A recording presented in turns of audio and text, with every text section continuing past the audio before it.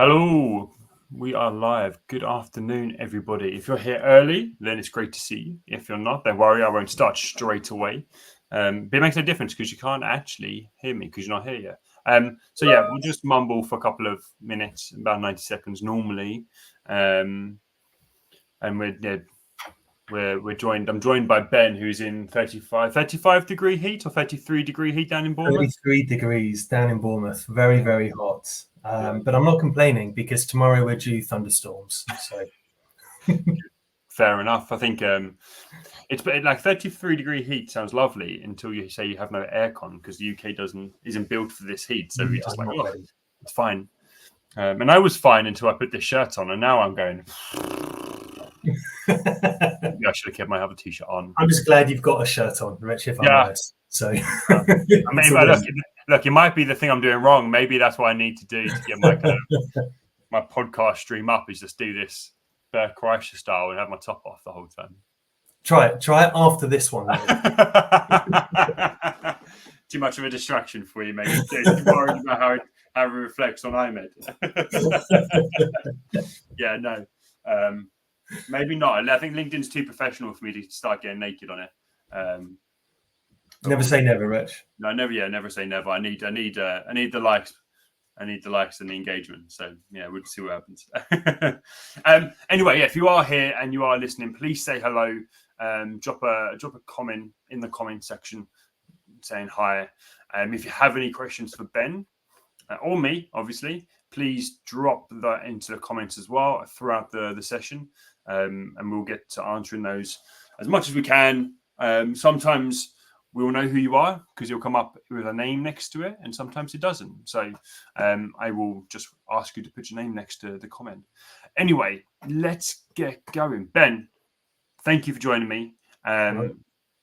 Really looking forward to this conversation around eye health. I think I was probably a bit oblivious to this until we had a conversation a bit more deeply about actually some of the impacts around it. And I guess being like someone who wears glasses, you maybe just take it for granted because you do wear glasses and you are looking after yourself. But there's a lot of things that getting your eyes checked can do, and some of the responsibilities and policies from businesses are actually really important and can have a big impact on your well-being as well. So I'm really looking forward to having this conversation.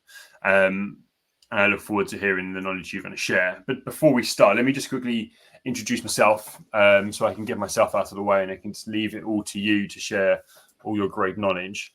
If you don't know who I am, where have you been for the last 5 years? No, I'm joking. If you don't know who I am, my name's Rich. I am a high-performance coach, exec coach, and I help leaders, managers, and high performers be at their best selves, both in and outside of work. I'm also the founder of Employees Health, a workplace wellbeing company. I should do this. There it is, not here. Workplace wellbeing company who helps educate organizations, teams, and employees in what and how to look and live healthier. You think I would have nailed this introduction, Ben, by now? I've been doing it for however many podcasts. You're doing well. You're setting the bar high. Okay, I'm doing a good job. Okay, that's fine. I'll carry on then. But yeah, that's me. If you want to have a conversation with me, please drop me a line. I'm always up for a conversation, even if it is just to say hi and to have an introduction. But that's me out of the way. Time to get to the real magic. Ben, can you, rather than me butcher your intro, I'll let you do that instead. No, I'm joking. Ben, you introduce yourself. Yes, perfect. And Rich, thank you so much for allowing me onto this podcast. I think it's amazing. I hope that within the next half hour or so, my kind of passion for everything eye health can even slightly meet your passion for everything kind of well-being and exec coaching. So I feel like I'm in good company. But as an introduction, Ben Reynolds, I'm the Director of Sales at EyeMed UK. We are a leading provider of managed vision care for employers throughout the UK, and we kind of touch a bit more on what that exactly means, but really why it's so important and why it's so much more than a general kind of box ticking benefits, well-being, health and safety side of desk policy. And it's something which I'm really passionate about, and I hope that if we can get one person to think a little bit more about kind of eye health and how they support their employees throughout this, then this will be a great use of time. So thank you for having me. No, thank you. Before we get into eye health, it'd be great to hear why you are where you are today, because I know your background's all health, well-being. So it'd be good to hear that background. Yeah, no problem at all. So I've been involved in the wider remit of health, well-being and benefits for the majority of my career. I guess it really kind of kicked off and became almost a passion of mine for a company I was working for a few years ago. And we were basically holding the hands of people going through a cancer diagnosis. So the worst possible time in their life. And the company was there to really try and make the tough times a little bit easier and try and make the better times even better. I lost my father to cancer about 6 years ago. So for me, it was something which really resonated. But it did also really open up my eyes, no pun intended, to the kind of wider well-being aspect of proactive health and well-being as well. So I was there for a few years leading the sales team, and we made some incredible connections with employers and really helped out their employee population when they needed it the most. So very proud of my time there. And then that led to me working for a very well-known brand within their well-being, I guess, department of it, where we met some of our mutual connections. Again, absolutely loved it because I'm a massive believer in, where possible, everyone should have this goal to try and be as proactive with their health and well-being as possible. And that spans everything from physical to mental to financial and the wider remit as well. So, and there are, of course, cases where that's just not possible, but I think that we should always be striving to try and do something as proactively as possible. So I was kind of speaking to people every single day about the importance of getting out and doing your steps, the importance of taking time out for your mental health, the importance of opening up and talking to people. And again, it kind of furthered my interest and my career progression in the wider health and wellbeing piece. And I was chatting to HR managers, chatting to benefits managers, and the timing was perfect. So I got approached by EyeMed UK, and I'm sure my MD will be either listening or will be listening to the re-recording. But I had the interview. I got approached by a headhunter who said, "Look, we've got this fantastic company.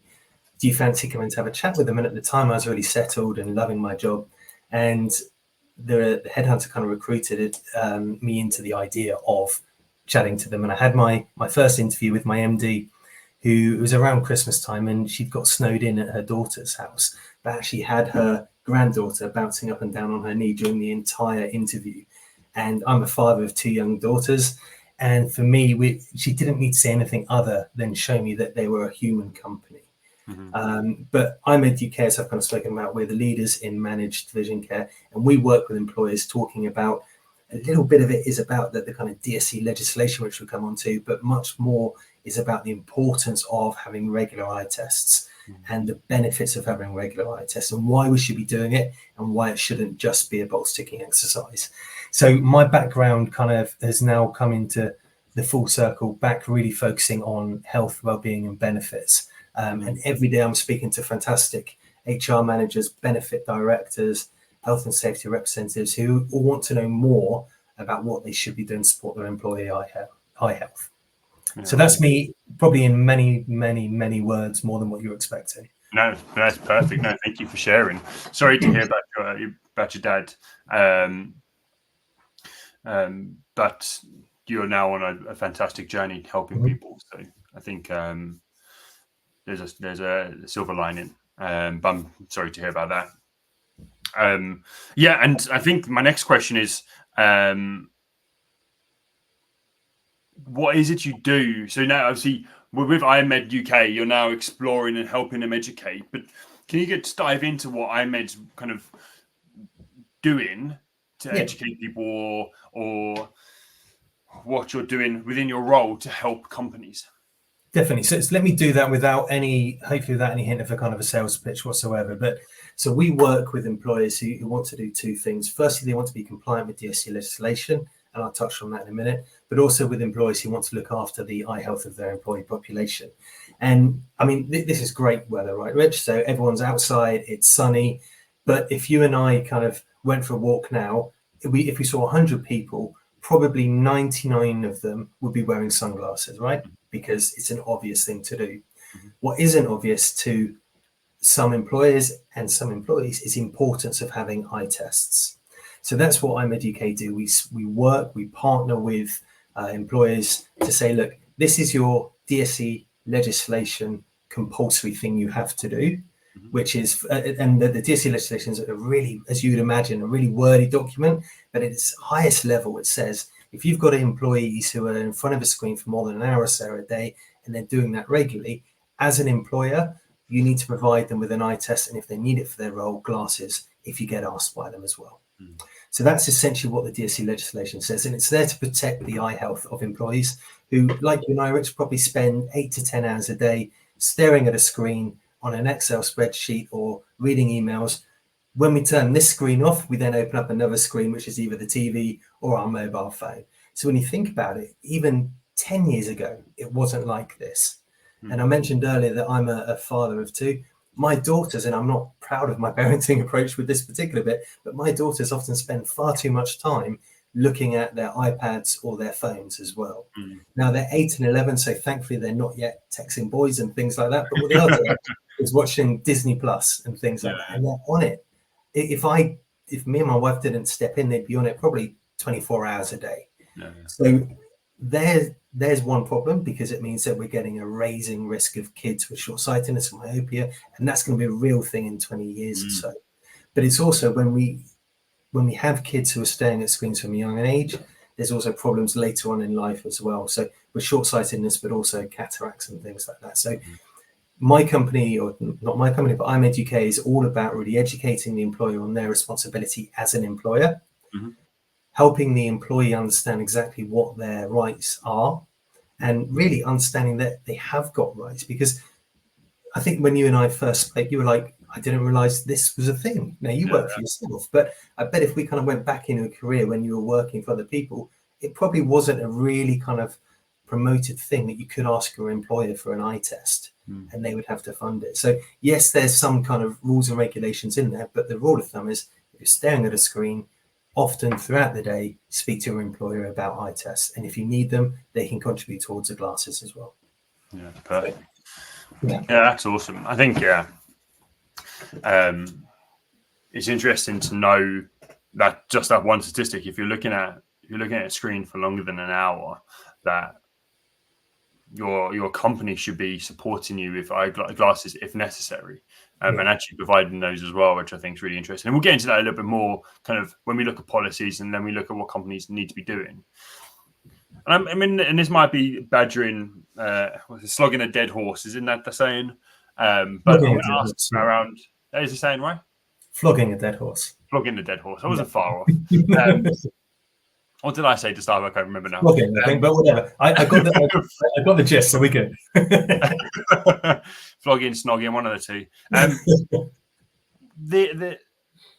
What's the importance behind eye health? Why do we need to make sure we have good eye health? It's a great question. I hope I give a great answer, but a really simple answer. We only get one set of eyes, and there's something which we all probably take for granted, but as we get older, we know that eyesight deteriorates.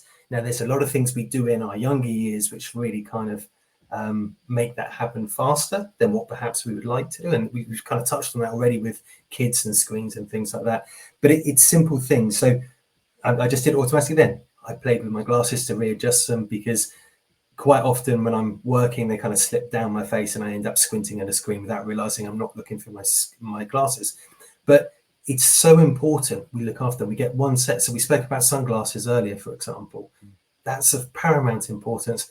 I've actually got kind of sun damage on my eye as well, which looking at it, you wouldn't necessarily be able to see, but I can see it because I'm looking for it. And if I'd worn sunglasses more as a kid, rather than worrying a lot whether I was going to have sunglasses tan lines, for example, I probably wouldn't have that problem. So we need to make sure that people are looking after their eyes. There's certain foods which can help with your eyesight as well. It's leafy greens and things like that. But the key kind of rules are wear sunglasses, make sure you're getting an eye test every 2 years, and we'll kind of spend a bit more time on this in a second. And really, if you notice that you are squinting, if things are blurry, whether that's really close or far away, it's a half-hour conversation with an optician to say, I'm having this, please can we check my eyesight out?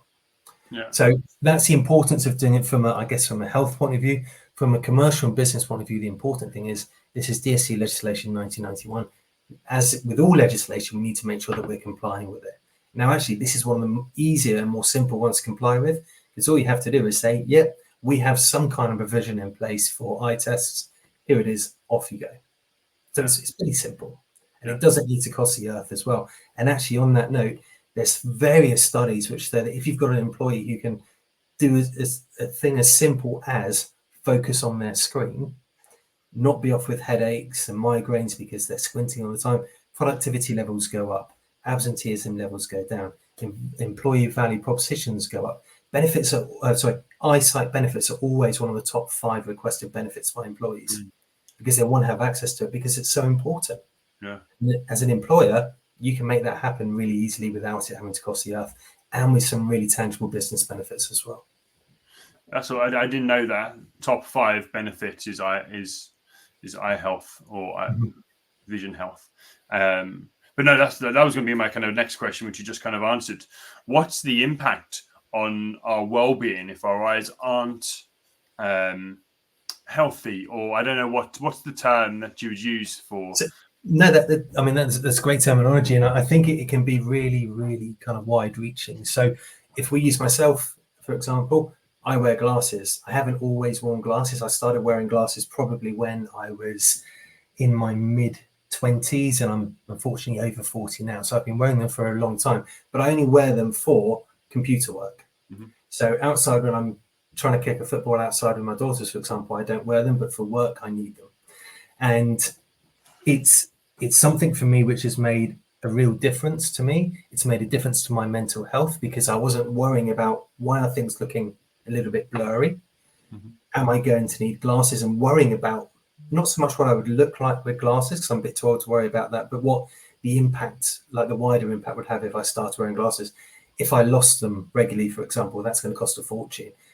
Would I be better going for contact lenses, that kind of thing? So for me, it was about the mental health side of things, but actually it was just more about enjoying life more because I could concentrate. If I'm looking at a computer all day, I don't want to be squinting at it. I was getting regular headaches, which we spoke about kind of your journey with it. And it'd be good if you can kind of spend 2 minutes going through that. But from my recollection, it was around the kind of the sporting side of things as well. Yeah.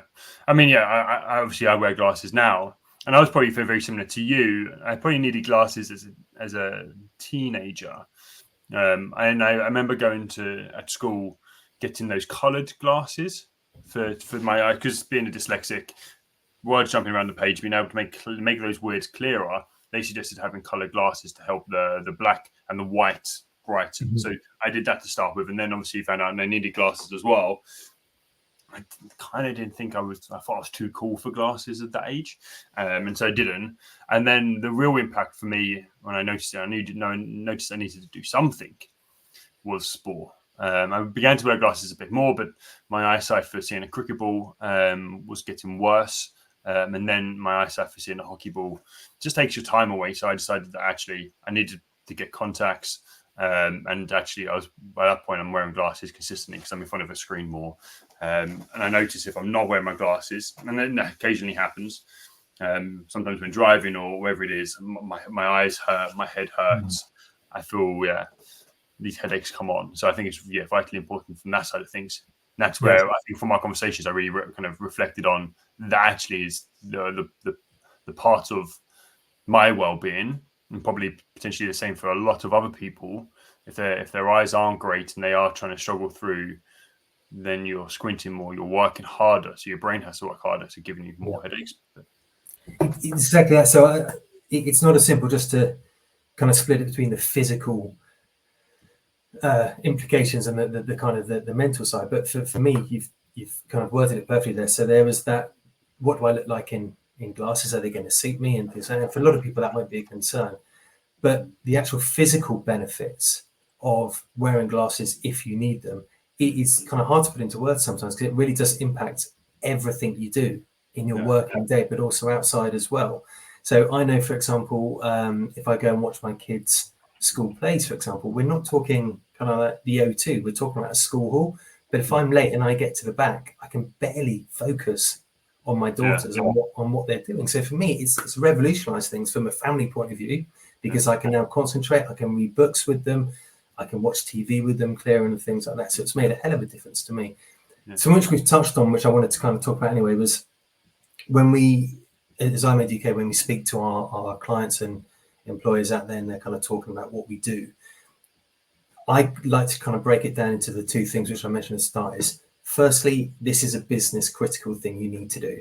It's legislation, you need to show that you're doing it. Now, there's different ways of how you can do it. You can use providers such as ourselves.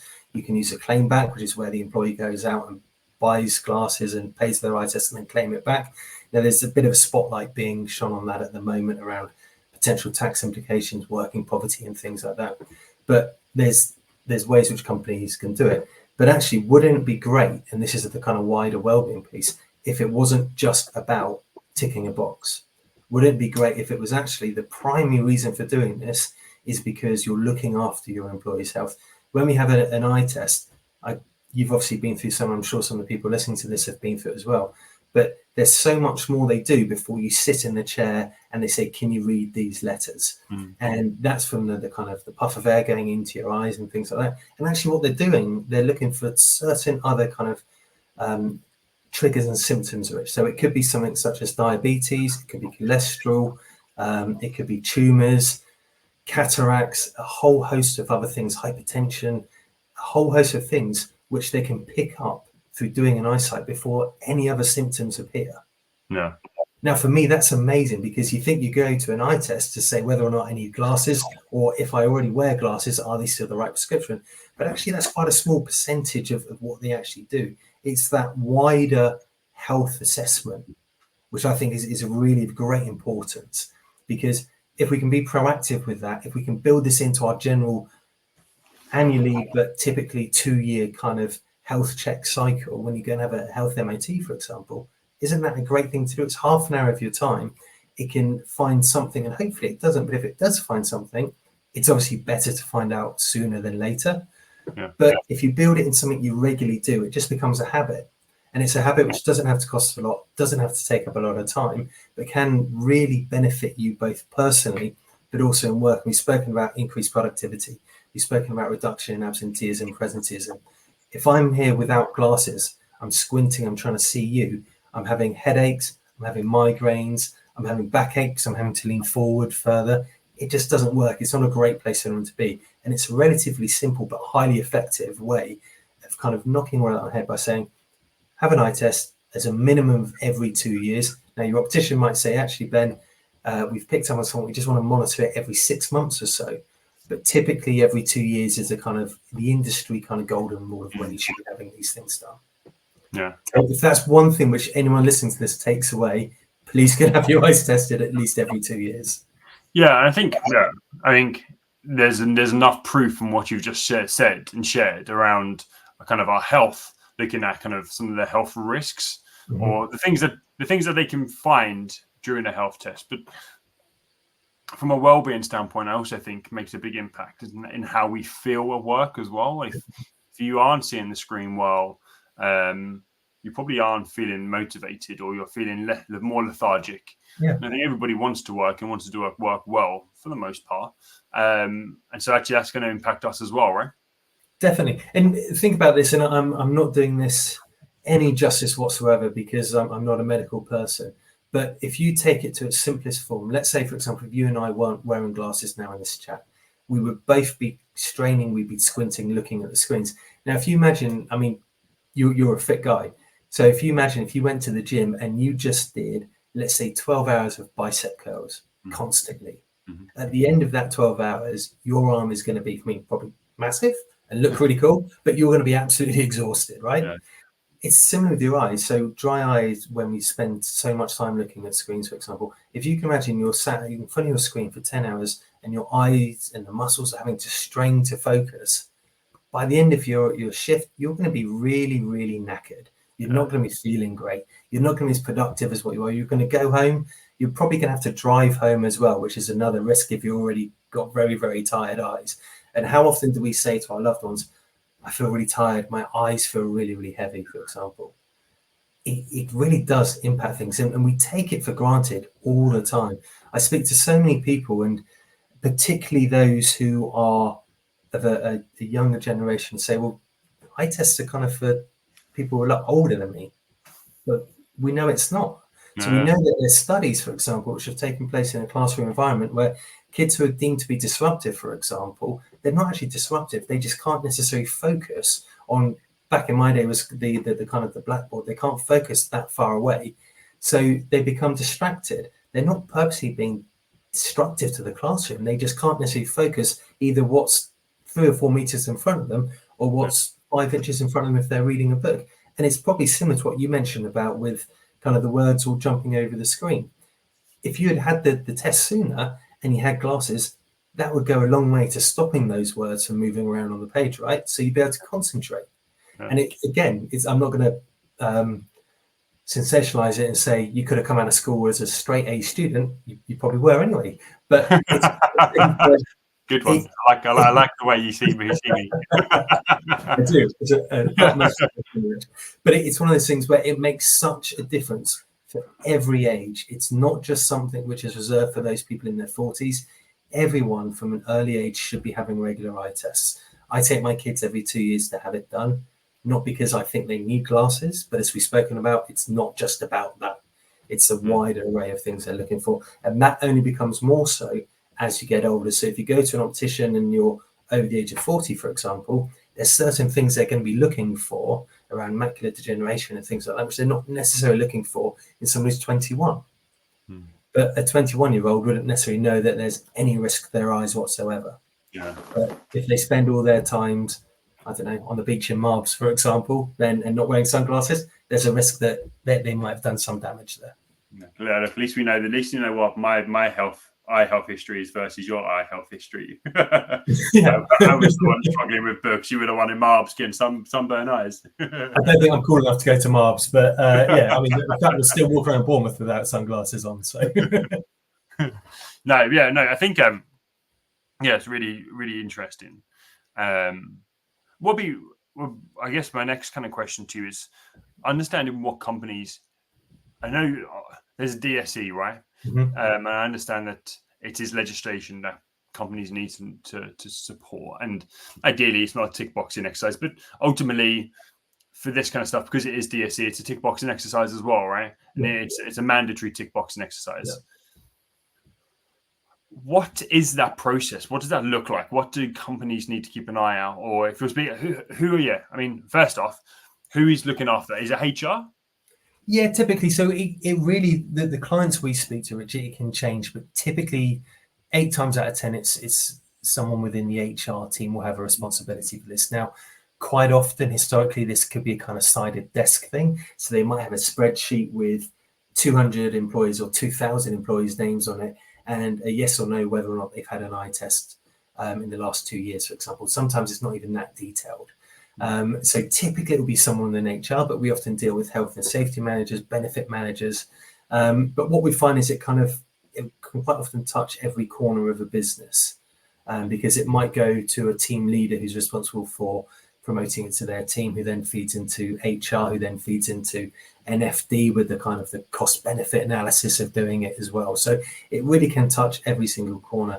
But what we are seeing now, which is great, is a migration away from a side of desk policy and role for someone into an actual, there's someone who's not sole responsibility, but certainly a key responsibility for them is looking after the eye health. And it can be as part of a kind of a wider landscape within HR and benefits as well. But we've moved away from a simple spreadsheet with everyone's name and yes or no whether they've had something, because you need to be able to demonstrate your evidence of care. So that the best way of doing that is almost having as much detail as possible. So when did someone have a test? When are they next due for a test? Is there any need to have a test done sooner than the 2-year period, for example? Mm-hmm. How often are they talking about eyesight? Are you promoting it? This kind of thing. Mm-hmm. Fair. Okay, so then from a company standpoint, what can or should they do? Great question. I love this question. So we've spoken before about the kind of top 3 things which companies should be doing when it comes to eye health. So firstly and foremost, and I'm not going to include this in the top 3, is make sure you're doing something because you need to be for the reasons we've spoken about. But when I speak to a client and we're talking about what the kind of ongoing plan looks like, there's 3 things which I want them to be looking at. Is firstly, not just make it a tick box exercise. So yes, you need to do it, but we've really spoken about the much wider benefits of encouraging your employees to have eye tests. Mm-hmm. So that's one, is think about it differently than just a simple tick box exercise. The second one is make it accessible. Don't have this hidden in some kind of dark corner of your intranet somewhere. Make sure that it's readily accessible to people, that they know where to go for it, and it's kind of front and center of any health and wellbeing landscape within an intranet, because this does impact absolutely everyone. Cycle to work schemes are great, but not everyone's going to be interested in them, for example. Everyone should be interested in their eyesight, so make it accessible. And for me, this is a big one. The legislation says that if asked, you need to be able to provide eye tests and glasses. But I'm a massive advocate of actually take it a step further, actively promote it to your employees. So tell them that this is a benefit they have available to them. Tell them how to access it. Tell them why they should be doing it. Build it into something every 2 years. So you have comms going out. So I could say, Rich, you last had an eye test on July the 31st, 2022. We need to get one booked in for you. Really push it out there, promote it. Not only is it the right thing to do, but there's business benefits to it, as we've spoken about already. So there really is no reason not to be making this a kind of a front and center policy within your wider health and wellbeing landscape, within any business, whether you've got 5 employees or 50,000 employees. You need to be looking after your employees' eyesight. It's of paramount importance to not only them, but also the business success as well. Yeah. I mean, great points. I think, making it part of the business is great. How do I ask this question or make this statement? I guess, is there, when you're speaking, I'm hearing benefits, and I'm hearing there's lots of different benefits and lots of different things companies need to be looking out for. And you know this from your time outside of EyeMed, right? When it comes to cancer support, when it comes to the health support you guys have been doing, is there any way that you can, don't piggyback or kind of habit stack or kind of benefit stack this to others to make sure it's like one, you like to make it easier for HR to kind of get involved and make it easier for them to share and build awareness and shout louder for? Yeah, great question. So I think when we speak to HR managers, for example, this is always kind of built into a wider HR benefits landscape. So I mentioned the intranet, for example. So an employee logs onto the intranet, they've got all of their health benefits listed.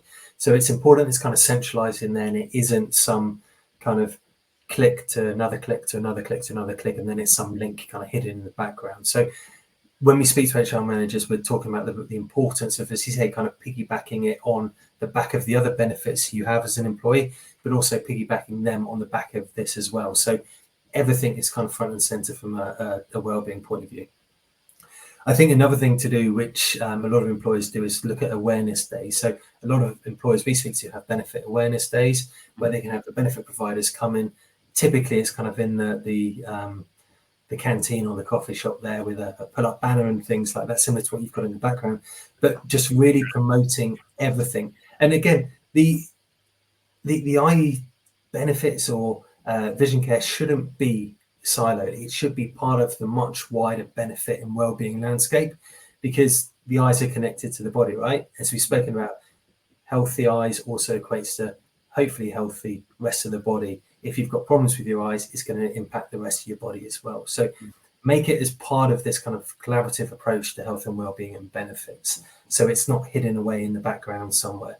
Make it accessible to everyone, and really make sure that all your benefits are kind of talking to each other, I guess is the best one. Because if you've got someone which supports your mental health, if you've got an app which supports your physical health, this should just be part of that. It should be readily accepted that this is as important to your everyday health and livelihood as any of the other benefits are. And all of them should be seen as equal, I guess.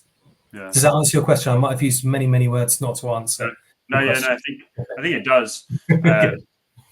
Because that's how I see it, right? Like I see HR have got a lot of work to do. Not only are they dealing, like, depending on the size of the organization, especially, right? Like a small organization, then managing less people, but a lot more things because there's less HR. Whereas when you get to these large organizations, there's different people in different roles. So when looking at that kind of smaller person trying to manage it, always figuring out, okay, well, this is a lot of work to do. And I've got to think about eyes. I've got to think about the body. I've got to think about the other benefits, like maybe health insurance, et cetera, et cetera. So figuring out how they all come together. Yeah. And it can be a real challenge. And when I was working previously within the kind of direct health and being world, we always had this kind of joke, which was not another well-being app, i.e. people get bombarded, HR managers get bombarded with mental health, physical health, financial health, whatever it is. And they all have their place, of course they do. I guess perhaps the difference, and maybe kind of going against what I've just said, the thing which should make eye health stand out is firstly, it is business critical legislation, but secondly, it's so much impacts every single employee to some extent. Yeah, no, I think that's it, right? Like ultimately, the rest of it's like a support, whereas some of these are legislation, right? And eye health is. Okay, so I'm gonna ask you a question. The next question is along those kind of lines, but maybe coming from, if you're an organization, maybe you're a small organization or a large one that actually has been kind of not doing anything and hasn't got anything in place, what's the first thing that they should be doing? So I think, again, great question. I think the first thing they should be doing is building awareness that this is something they should and have to be doing, and to not kind of make it a side of desk policy and accept that, yes, this is part of running a business. This is a responsibility we have an employer. Once you've kind of done that, I think it's a case of, and again, avoiding the sales pitch, but reaching out to someone like ourselves at EyeMed UK and really understanding again further. And within our team, we've got some fantastic experts within managed vision care. So really understanding what their responsibility is, what the entitlement of the employee is, and what can we do or companies like us do to really support them and remove it away from a big time-heavy, admin-heavy process into something which kind of almost runs itself in the background and doesn't require your HR manager or your FD to spend a lot of time on it. So I think that's quite important, that it's accepting that you need to be doing this and accepting that there is legislation around it, and then kind of reaching out into the market and saying, right, who are the experts in doing this? What are my options? What's my kind of driving factor? Am I looking for the cheapest possible way of doing it? And my advice is that isn't the best way by any means of doing it, because it then means that you might save money on your glasses, for example, but actually the back office side becomes a lot more onerous and a lot more heavy. So it's finding that kind of middle ground towards cost and value is really important. And also the removal of heavy admin burden as well. Yeah, so I think that's what I think. And this might be, I might be completely wrong, but I think HR need that support to take away the heavy admin stuff, right? They're bombarded. And so they're just trying to find really good services, really good companies to work with, or initiatives that take away some of the admin, but also support their people really well. Yeah, definitely. And I think we're moving away from it now, Rich, but historically, kind of vision care has been seen as a bit of a grudge purchase. So I know I ought to be doing this, but actually I don't really want to be doing it. Now, thankfully, we're seeing a massive shift away from that. But that doesn't mean then that it has become an admin-heavy sole responsibility of one person. If we get it right, if employers get it right, it can be something which is front and center of the kind of annual HR strategy, essentially, and doesn't run itself, but runs itself with not a whole lot of hard kind of heavy lifting from the employer as well. To your point, HR are so bombarded with so many different things they need to be looking at. The HR managers I speak to, I say, look, what's keeping you awake at night? And they're saying, well, I'm firefighting constantly. So let's not make vision care another fire they have to try and put out. Let's make it something which actually improves their job, improves their employees' job, and makes things run a little bit easier as well. Yeah, no, I agree with you so much. And you know that the challenges that they've got. So yeah, making it simple for them, which is especially, as you said, a business critical thing that legislation says you need to have. So just making it simple for them as well. Ben, I feel like we've covered everything. We've covered a lot. We have covered a lot. And I guess I always leave my guests with a final question. And this is what is your top 3 tips and take-home tips in regards to eye health and well-being? Great. Okay. So I think I've probably kind of answered that from an employer's point of view, but from an individual or an employee's point of view and perspective, I think that the first thing is look after your eyes. You only get one set of them. Let's make sure we look after them. My second one is don't wait. I think all too often, particularly younger people, are saying that's something I'll get done when I'm 30 or 40 or 50. Don't wait, because there's no reason why you shouldn't be having it done from an earlier age. Because if all it does is give you that clean bill of health and say, Rich, your eyes are perfect, you've got 20/20 vision, go and be a pilot, then that's a great conversation to have. But also, it's just as important if they say there's something we just want to keep an eye on. Again, no pun intended. And the third one is an understanding that it isn't just about whether or not I need glasses. If you look at it as a health screening exercise, if that helps it sell to you personally, look at it as a health screening exercise. If you look at it as I quite fancy glasses, I saw someone on TV who looked really cool with glasses, maybe I want that. Go and have your eyes tested. If you need glasses, you can copy the glasses, but build it into your lifestyle is what I'm trying to say. So if you wear glasses, be happy, be confident in them as well. I love glasses. I feel more confident when I'm wearing glasses than I do when I'm not wearing them. So build it into your lifestyle.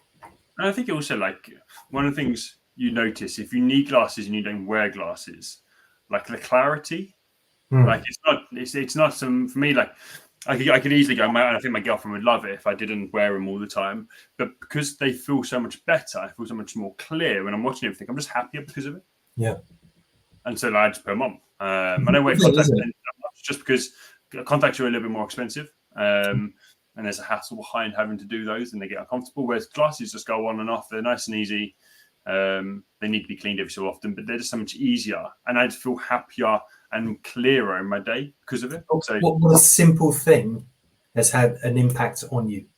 It's so simple. It's to doing this and this. It's amazing, isn't it? Yeah, 100%, 100%. Ben, appreciate that. Appreciate all the knowledge and the information you shared behind this stuff. Hopefully, some people have found some of it really useful, and hopefully are beginning to maybe take that away and put that into their workplace. They can obviously find you on LinkedIn at Ben Reynolds, but they can also find EyeMed UK at eyemeduk.co.uk. EyeMed.uk, yeah. Perfect. There you go. Simple. That's as simple. So if you want to ask Ben any more questions, please connect with him on LinkedIn and ask him, or reach out to the team at EyeMed. I'm for sure they'd be very happy to help, as every business is. So, thank you again. Thank you again, mate. I appreciate it. Welcome. Thank you. Really enjoyed it. Everybody here, take care. Next one is in 2 weeks' time, looking at the high performance habit. That'd be a really interesting conversation with another awesome guy. So, Ben, thank you, and I will see you all soon. Take care. Bye-bye. Thank you. Bye-bye. You stay there, Ben. Okay.